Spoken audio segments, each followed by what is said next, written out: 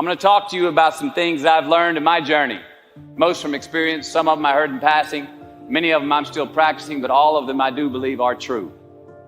Now, they may be truths to me, but don't think that that makes them mine, because you cannot own a truth. So please think of these as signposts, approaches, paradigms that give some science to satisfaction. They're yours to steal, they're yours to share, liken to your own lives, to personally apply in your own lives, in your own way, should you choose to. So, here we go. Unbelievable is the stupidest word in the dictionary. Should never come out of our mouths. Think about it. To say, oh wow, what an unbelievable play. It was an unbelievable book, an unbelievable film, an unbelievable act of courage. Really? It may be spectacular, it may be phenomenal, most excellent or outstanding, but unbelievable?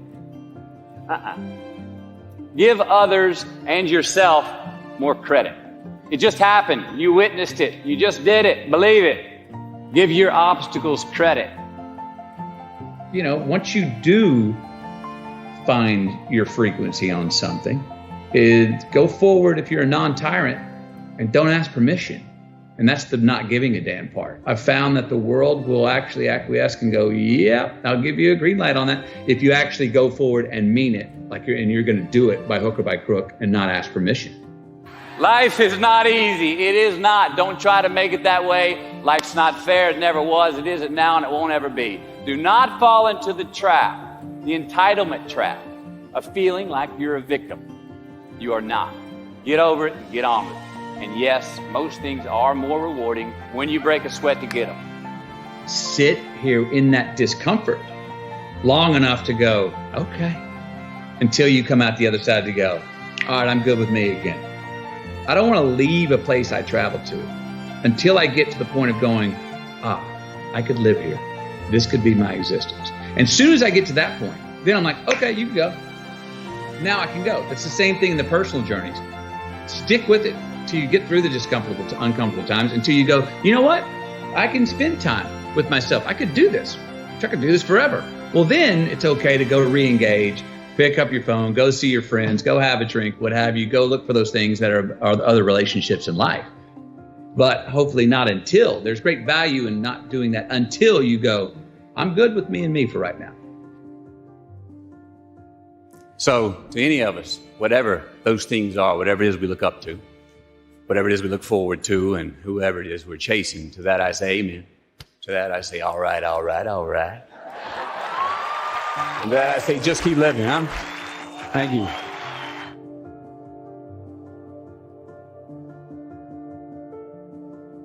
See, happiness is an emotional response to an outcome.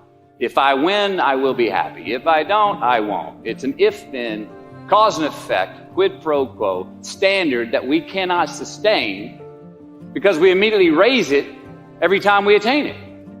You see, happiness demands a certain outcome. It is result reliant. And I say, if happiness is what you're after, then you're going to be let down frequently and you're going to be unhappy much of your time. Joy, though, joy is a different thing. It's something else. Joy is not a choice. It's not a response to some result. It's a constant. Joy is the feeling that we have from doing what we are fashioned to do. It is just as important where we are not as it is where we are. Look, the first step that leads to our identity in life is usually not, I know who I am, I know who I am. That's not the first step. The first step's usually, I know who I am not. Process of elimination. Defining ourselves by what we are not is the first step that leads us to really knowing who we are. South of New Orleans a few years ago, and I went to a voodoo shop, and they had this wooden partition against the wall with these columns, and in these columns were all these vials of these magic potions, right? And the headings above each potion defining what they would give you were things like fertility, health, family, legal health, energy, forgiveness, money. Guess which column was empty? Money. Let's admit it. Money is king today. It's what makes the world go round. It is success. The more we have, the more successful we are, right? Now, I would argue that our cultural values have even been financialized. Humility is not in vogue anymore. It's too passive. It's a get rich quick on the internet, rich is 15 minutes of fame world that we live in, and we see it every day. But we all want to succeed, right? So the question that we got to ask ourselves is what success is to us, what success is to you. Is it more money? That's fine. I got nothing against money. I don't. Maybe it's a healthy family. Maybe it's a happy marriage. Maybe it's to help others, to be famous, to be spiritually sound, to leave the world a little bit better place than you found it. Continue to ask yourself that question. Now, your answer may change over time, and that's fine. But do yourself this favor. Whatever your answer is, don't choose anything that will jeopardize your soul.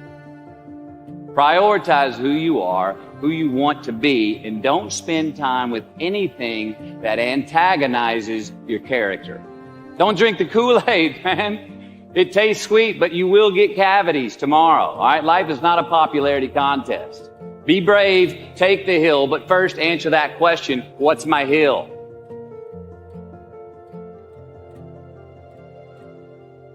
There's a responsibility to freedom, and that there is freedom in responsibility. You know, and that earn your way there. We remember the stuff we earn, the stuff we experience, more than what the teacher tells us or what someone gives us for free. We just do. We broke a proverbial sweat on it, whether it was mental or physical or whatever. We built it. We understand. We felt how we got it, how we achieved it, how we got what we wanted. Those stick with us. Whether we forget them intellectually, they were written in our lineage, and they build resilience, and they build a healthy, true optimism going forward to know that, oh no, I've worked for something before and achieved it. Delayed gratification. Oh, there are choices I can make today for myself that will pay me back later in life. So there are choices we make. If you're going to say right now, I'm going to lie, cheat, and steal to get what I want, and I got it. I got an immediate green light for me. That's just a battery-powered green light. That's not a solar-powered green light. Why?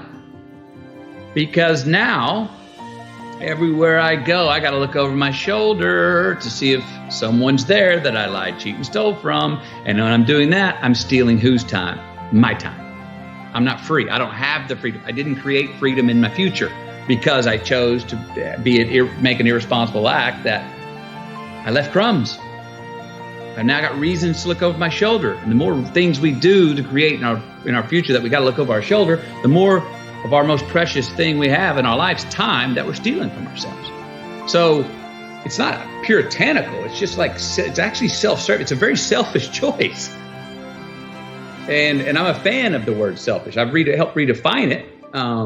But I believe that there are selfish choices we can make that are the most selfless, that there are selfless choices that we can make that are the most selfish choices. Those two are not a contradiction, and we see them that way. Responsibility is appreciation of a past. It's building of a lineage. It's investing in ourselves. It's investing in something we started to build yesterday that we want to take into tomorrow.